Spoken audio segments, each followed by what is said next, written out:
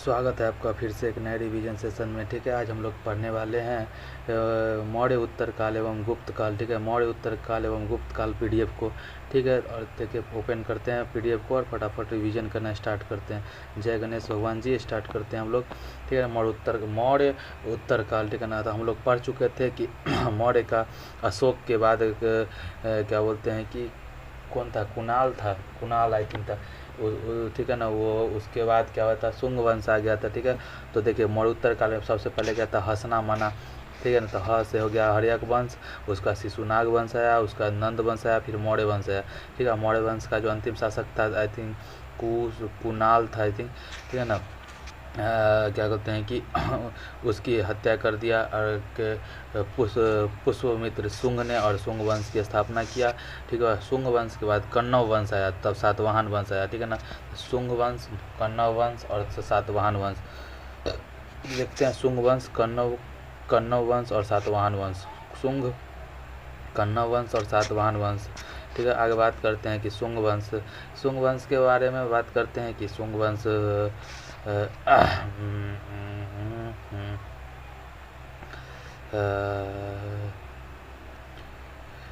शुंग वंश। ठीक है ना, मौर्य काल का अंतिम कौन था, बृहद्रथ था। कौन था, बृहद्रथ था, जिसकी हत्या पुष्पमित्र शुंग ने कर दिया और शुंग वंश की स्थापना किया। किसने, पुष्पमित्र शुंग ने किया। ठीक है ना, जिसकी राजधानी विदिशा, देखिए बताइए ले गया कहाँ, मध्य प्रदेश में विदिशा ले गया शुंग वंश ने। ठीक है, और बात करते हैं कि उसकी राष्ट्रभाषा क्या था, शुंग वंश का संस्कृत था। और पतंजलि इन्हीं के क्या होते हैं कि दरबार में थे। ठीक है, पुष्पमित्र शुंग के ही। और महाभाष्य को ग्रंथ लिखने वाले पतंजलि थे। ठीक है, पतंजलि जो कि महाभाष्य ग्रंथ लिखे थे वो भी पुष्पमित्र शुंग के दरबार में थे। इसकी जानकारी कहाँ से मिलता है, तो भरहुत स्तूप मध्य प्रदेश का सतना के पास, मध्य प्रदेश के सतना के पास जो भरहुत स्तूप है, उससे जानकारी मिलती है। ठीक है ना, ठीक है ना, पुष्पमित्र। ठीक है, पुष्पमित्र के पुत्र। ठीक है ना, पुष्पमित्र के पुत्र का नाम क्या था, अग्निमित्र था। ठीक है ना, पुष्पमित्र के पुत्र का नाम अग्निमित्र था। ठीक है ना, ठीक है ना, और एक यज्ञसेन था जिसकी बहन का नाम था मालविका। यज्ञसेन जिसकी बहन का नाम था मालविका, और पुष्पमित्र का पुत्र का नाम था अग्निमित्र। ठीक है ना, दोनों के बीच में प्रेम प्रसंग हो गया, जिस पर कालिदास ने मालविका अग्निमित्रम लिखा है। ठीक है ना, यूपीएससी भी इस पर सवाल पूछ चुका है। ठीक है ना, और अग्निमित्र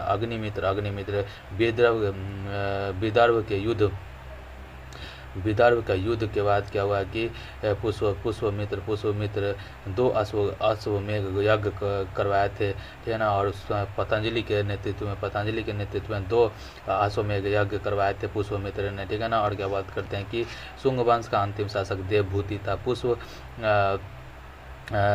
शुंग वंश का अंतिम शासक देवभूति था। ठीक है ना, बात करते हैं अगला, कण्व वंश।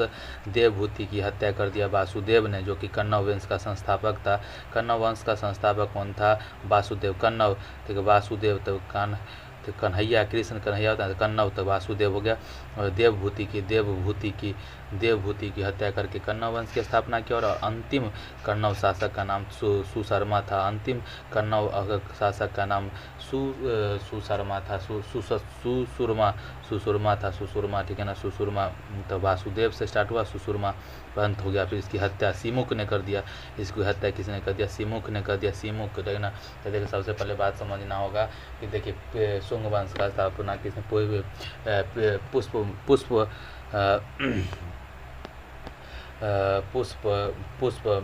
पुष्पमित्र शुंग ने किया। उसके बाद उसी का बेटा का नाम था क्या, अग्निमित्र था। अग्निमित्र जिसका यज्ञसेन की बहन मालविका से शादी हो गया, जिसमें अग्नि का मालविका मित्रम पुस्तक लिखा कालिदास। किसने, कालिदास ने लिखा था क्या, हाँ कालिदास ने। आगे बात करते हैं कि कण्व वंश कन्नव और उसे हत्या कर दिया। किसको? शुंग वंश का जो अंतिम शासक था देवभूति की हत्या कर दिया कन्नव वंश के संस्थापक वासुदेव ने, ठीक है ना। और क्या होते हैं कि अंतिम कन्नव शासक सुश्रुमा था, ठीक है ना, जिसकी हत्या सिमुक ने करके सातवाहन वंश की स्थापना किया। और सातवाहन वंश के बारे में जान लीजिए कि इसके संस्थापक सिमुक थे। राजधानी प्रतिष्ठान ले गया, थोड़ा और नीचे लाया, ठीक है ना। क्या कहते हैं कि सिमुक संस्थापक सिमुक था, जो कि प्रतिष्ठान, तो सात गो बहन जिसकी रहेगी उसका प्रतिष्ठा रहेगा कि नहीं, तो वही प्रतिष्ठान हो गया। औरंगाबाद महाराष्ट्र अपनी राजधानी को ले गया, जो कि गोदावरी नदी के तट पर था, ठीक है ना। इसकी जानकारी नागनिका अवलिख पुणे में मिलता है, ठीक है ना। इसकी जानकारी नागनिका 7 बहन है, तो भाई तो नाग के जैसा काटने के लिए दम रहेगा ना, तो नागनिका अभिलेख क्या बोलते हैं कि पुणे में मिलती है। और सातकर्णी प्रथम, ठीक है ना, सातकर्णी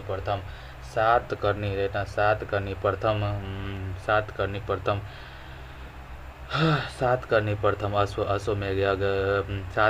सातकर्णी सातवाहन वंश के ही जो एक शासक था जिसका नाम था सातकर्णी प्रथम, जिसने अश्वमेध और राजसूर्य यज्ञ रहना।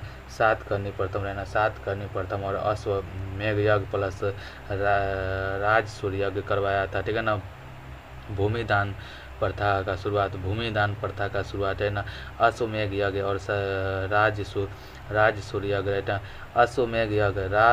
अश्वमेध यज्ञ और राजसूर्य यज्ञ करने वाले सातकर्णी प्रथम थे। भूमिदान प्रथा को शुरुआत करने वाला सातकर्णी प्रथम थे। राजधानी अमरावती आंध्र प्रदेश था, ठीक है ना। सातकर्णी ने अपनी राजधानी को अमरावती आंध्र प्रदेश कर दिया। धीरे धीरे नीचे जाते जा रहा है, ठीक है ना। आगे बात करते हैं कि दो ग्रंथ लिखा सातकर्णी प्रथम के दो ग्रंथ, ठीक है ना, जिसकी भाषा का क्या थी? भाषा प्राकृत थी। भाषा क्या थी? प्राकृत थी। और बृहद कथा गुणाढ़ बृहद कथा बहुत बड़ा कथा है, बृहद कथा है, तो जो गुणाढ़ व्यक्ति होगा वही ना लिखेगा, तो ठीक है ना। गुणाढ़ बृहद कथा किसने लिखा? बृहद कथा गुणाढ़। और गाथा सप्तशती में क्या बोलते हैं? हाल ने लिखा, गाथा सप्तशती हाल ने लिखा होगा, ठीक है ना। और बृहद कथा गुणाढ़ ने लिखा, ठीक है ना। आगे बात करते हैं गौतमी पुत्र सातकर्णी, ठीक है। तो सातकर्णी प्रथम तो हो ही गया। और क्या होता है? जिसने भूमि दान प्रथा की शुरुआत किया आंध्र प्रदेश का अमरावती हो गया। गौतमी पुत्र सातकर्णी, ठीक है ना। गौतमी पुत्र सातकर्णी, ठीक है ना। माता का नाम गौतमी बलश्री था, ठीक है ना। गौतमी पुत्र सातकर्णी के माता का नाम गौतमी बलश्री था, ठीक है ना। और इसके उपाधि क्या था? गौतमी पुत्र सातकर्णी का, जो कि सातकर्णी प्रथम का पुत्र ही रहा होगा, ठीक है ना, उसका उपाधि था अद्वितीय राजा ब्राह्मण, त्रिसमुद्रपति, ठीक है ना, त्रिसमुद्रपति, अद्वितीय राजा ब्राह्मण। और क्या है कि वेंकटक स्वामी था नाम, ठीक है ना। उसके बाद बात करते हैं कि यज्ञश्री सातकर्णी, ठीक है ना। यज्ञश्री सातकर्णी, ठीक है ना। यज्ञश्री सातकर्णी, ठीक है ना। जलयान के चित्र वाले सिक्के, ठीक है ना। जलयान के चित्र वाले यज्ञश्री, ठीक है ना। तो गौतमी पुत्र सातकर्णी के बाद यज्ञश्री सातकर्णी, ठीक है ना।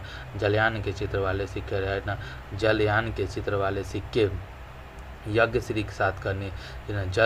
जलयान के चित्र वाले सिक्के, ठीक है ना।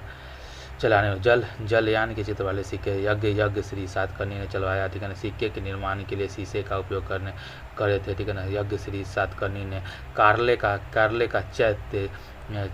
चैत्य महाराष्ट्र में है, ठीक है ना। कारले का चैत्य का निर्माण महाराष्ट्र में कराया। कारले का चैत्य का निर्माण यज्ञश्री सातकर्णी, ठीक है ना। चेदी वंश, तो उसके बाद चेदी वंश उड़ीसा कलिंग, चेदी वंश, ठीक है ना। उड़ीसा कलिंग का खारवेल हाथी गुफा अभिलेख में चर्चा है, ठीक है ना। चेदी वंश की जो कि उड़ीसा की है, कलिंग खारवेल, हाथी गुफा अभिलेख में इसकी चर्चा है, ठीक है ना। आगे बात करें तो देखिए क्या था पूरा का पूरा टाइमलाइन तो समझिए कि हर्यक वंश आया, उसके बाद हर्यक तो हसना तो हर्यक शिशुनाग, नंद वंश हर्यक, मना तो हो गया मौर्य वंश, उसका शिशुनाग हो गया, कन्नव आया, उसका सातवाहन आया, ठीक है ना। उसका विदेशी आक्रमण हुआ, ठीक है ना, विदेशी आक्रमण जैसे कि बीच में फिर क्या हुआ, इंडो ग्रीक हिंदू यूनान का आक्रमण हुआ, हिंदू यूनान का आक्रमण हुआ, हिंद यूनान का इंडो ग्रीक का आक्रमण हुआ। उसके बाद शक आया, पल्लव आया, उसका कुषाण आया, ठीक है ना, उसका कुषाण वंश आया। तो 3 वंशों के बाद आया, ठीक है ना, क्या बोलते हैं, इंडो ग्रीक हिंदू यूनान के बाद शक, हिंदू ग्रीक के बाद शक आया, पल्लव आया, पल्लव और कुषाण, शक पल्लव और कुषाण, ठीक है ना। शक पल्लव और कुषाण, शक पल्लव और कुषाण आया, ठीक है। विदेशी आक्रमणकारी का बात करते हैं, इंडो ग्रीक की, हिंदू यूनानी का बात करते हैं, बैक्ट्रियस वंश का था, ठीक है। इंडो ग्रीक कहाँ, बैक्ट्रियन वंश का था, ठीक है ना। मिड एशिया मध्य एशिया से आया था, ठीक है ना। संस्थापक डेमेट्रियस था, कौन था, डेमेट्रियस, ठीक है ना। संस्थापक का नाम क्या था, डेमेट्रियस, ठीक है ना। अटैक किया था पंजाब सिंध अफगान वाला क्षेत्र पर, अटैक कहाँ किया था, पंजाब सिंध, मिड एशिया से आके पंजाब सिंध अफगान वाला क्षेत्र पर किया था। राजधानी साकल सियालकोट में था, ठीक है ना। राजधानी साकल सियालकोट, ठीक है ना। राजधानी साकल सियालकोट बनाया, ठीक है ना। साकल सियालकोट में बनाया, साकल, ठीक है ना। तो बात करते हैं साकल सियालकोट में बनाया, ठीक है। आगे बात करते हैं दो कुंवर वाले ऊँट का इस्तेमाल करता था ये लोग, ठीक है ना। बैक्ट्रियन ऊँट कहा जाता है, ठीक है ना। बैक्टेरियन ऊँट जिसके 2 कुंवर वाले ऊँट था इनके पास में। बात करते हैं मीनांडर, ठीक है ना। मीनांडर जो कि नागसेन, मीनांडर, ठीक है ना। मीनांडर नागसेन, मिलिंद पन्हो ग्रंथ लिखने वाला, मिलिंद पन्हो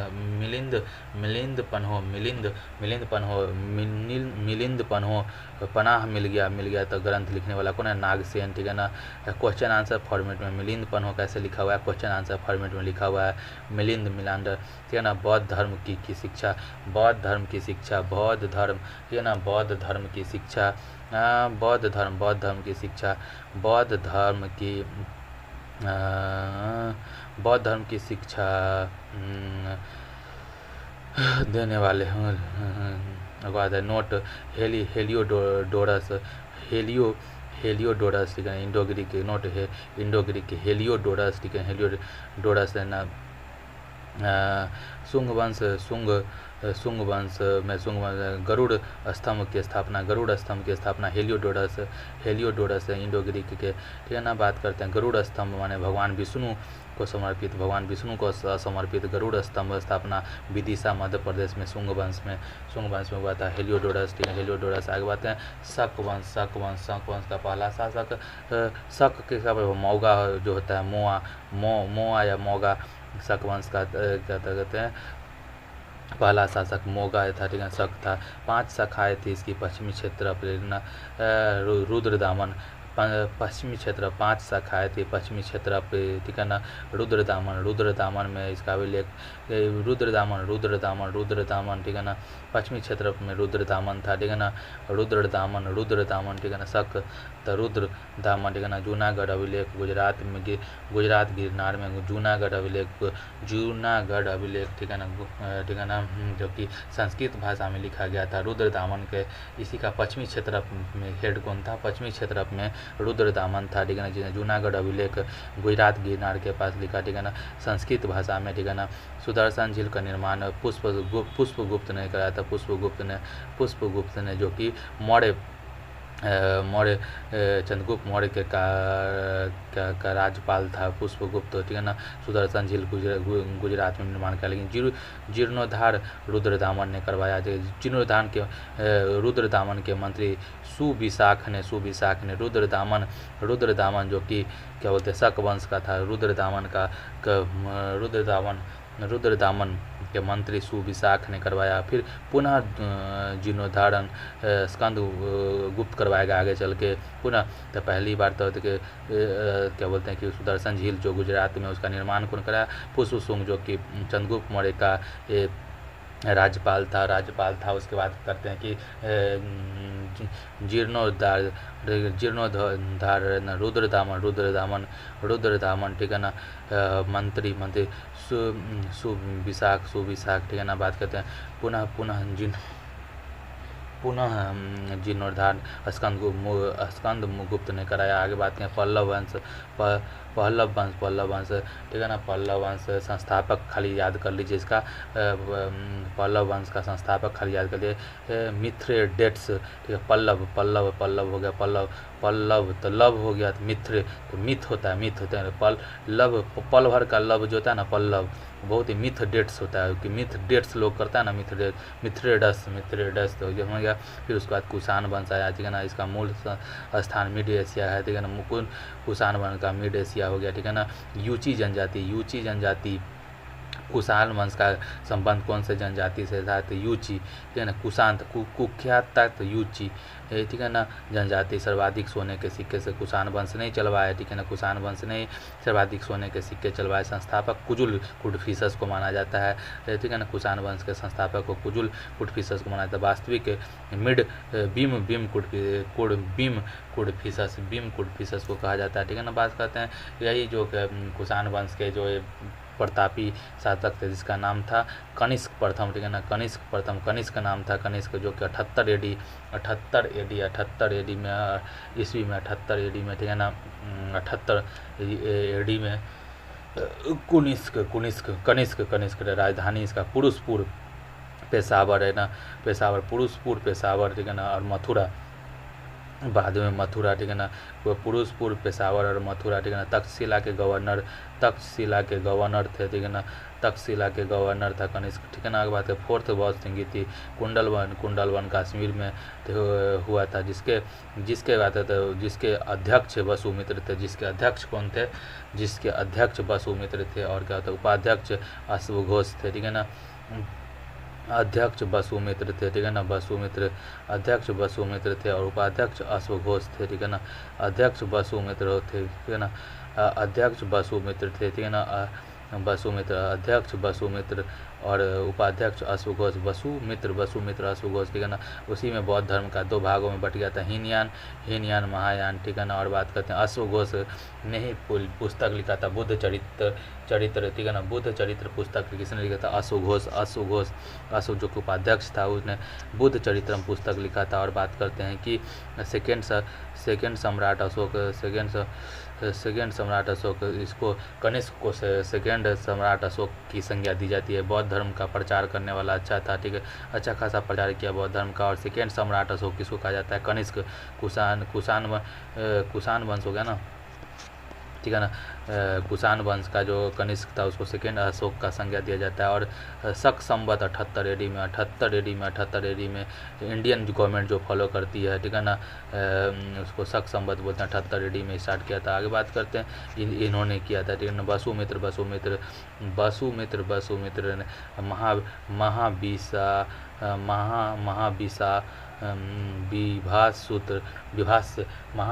महाविभास्य सूत्र की रचना किसने किया था?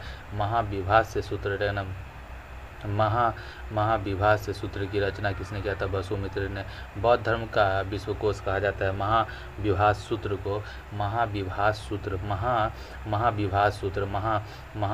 सूत्र को बौद्ध धर्म का विश्वकोश कहा जाता है, जिसने वसुमित्र ने लिखा था। विभास सूत्र, ठीक है ना। राजवैद्य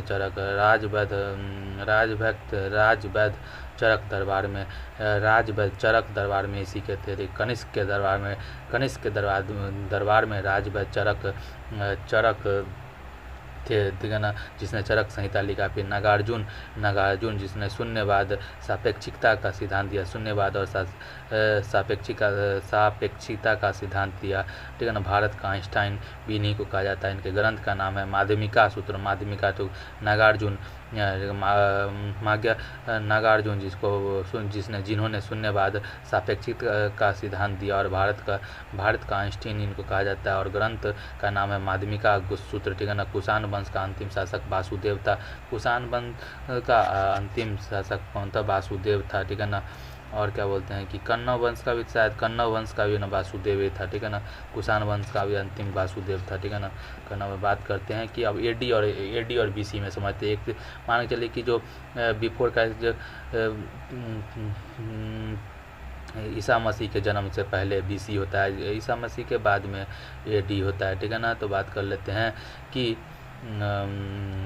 73, देखिए सबसे पहले समझ लेते हैं कि 57 97 से 55 56 57 बीसी में विक्रम संवत आया था, ठीक है ना। और 78 एडी में शक संवत आया, 78 एडी में शक संवत और 57 बीसी में विक्रम संवत आया था। इसमें 135 वर्ष का अंतर हो गया, 135 वर्ष, टोटल कितना 135 वर्ष का हो गया, ठीक है। 57 और 78 में, ठीक है ना। आगे बात करते हैं गुप्त वंश की बात करते हैं। प्राचीन इतिहास का स्वर्ण काल कहा जाता है, ठीक है ना। सांस्कृतिक विरासत इस बहुत संभाला है, ठीक है ना। भारतीय प्राचीन इतिहास का स्वर्ण काल कहा जाता है, ठीक है। 319 एडी से 540 एडी, 319, ठीक है ना। 319 एडी से 540 तक, ठीक एडी तक, 319 से 540 लंबा था शासनकाल। 319 से 540 एडी तक। संस्थापक श्री गुप्त। 319 से 540, 319 से 5 9 1 10 3 5 9, ठीक है ना। ऐसे करके 319 से 540 एडी। संस्थापक श्री गुप्त। वास्तविक संस्थापक चंद्रगुप्त तो प्रथम थे, ठीक है ना। बात करिए चंद्रगुप्त प्रथम की का शादी हुआ कि लिच्छवी वंश की राजकुमारी कुमारी देवी से लिच्छवी वंश की कुमारी देवी से हो गया, ठीक है ना। चंद्रगुप्त प्रथम का शादी हुआ लिच्छवी वंश के कुमार देवी से हो गया, ठीक है ना। उसका पुत्र का नाम समुद्रगुप्त था, ठीक है ना। और 319 एडी में गुप्त संवत लागू किया, ठीक है ना। 319, ठीक है ना। 319 में एडी में गुप्त संवत को लागू कर दिया। 319 एडी में आते ही मात्र में एकदम क्या बोलते हैं कि 319 में गुप्त संवत आ गया। आगे बात करते हैं समुद्रगुप्त के बारे में थोड़ा सा पढ़िए कि लिच्छवी का दहित्र नवासा कहा जाता है और भारत का नेपोलियन कहा जाता है। किसने कहा भारत का नेपोलियन समुद्रगुप्त को?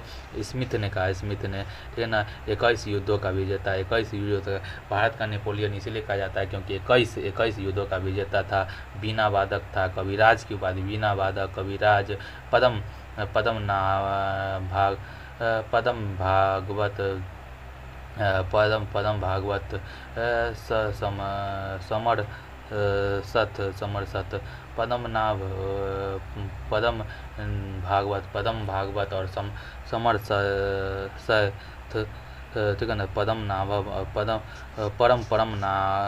परम भागवत और समर सत, ठीक है ना। दरबार हरिसेन, ठीक है ना। हरिसेन, ठीक है। इसके दरबार में हरिसेन रहते। समुद्रगुप्त के दरबार में हरिसेन रहते थे, ठीक है ना। जिन्होंने प्रयाग प्रस्ती संस्कृत में लिखा। इलाहाबाद में हरिसेन जिन्होंने प्रयाग प्रस्ती संस्कृत में इलाहाबाद में लिखा। फिर उसके बाद चंद्रगुप्त प्रथम, उसका समुद्रगुप्त और चंद्रगुप्त द्वितीय, ठीक है ना। चंद्रगुप्त द्वितीय के समय में चीनी यात्री फायान आए थे और इसका जो उपाधि जो धारण किया था उसका नाम था परम भागवत, क्या नाम था? परम भागवत विक्रमादित्य शकों का दुश्मन सकारी विक्रमादित्य और पद्म भागवत, ठीक है ना। पद्म भागवत, ठीक है। आगे बात करते हैं इसमें इसके चंद्रगुप्त द्वितीय के दरबार में नवरत्न रहते थे, ठीक है ना। जी पहला था कालिदास जी थे, ठीक है ना, जिन्होंने अभिज्ञान शकुंतलम, मालविका अग्निमित्रम, ठीक है ना, ऋतु संहार, रघुवंशम, मेघदूत, विक्रमवंशियम, ठीक है ना, कुमार संभवम, ठीक है ना। बराह मिहिर जिन्होंने पांच सिद्धांतिका बराह मिहिर, ठीक है ना।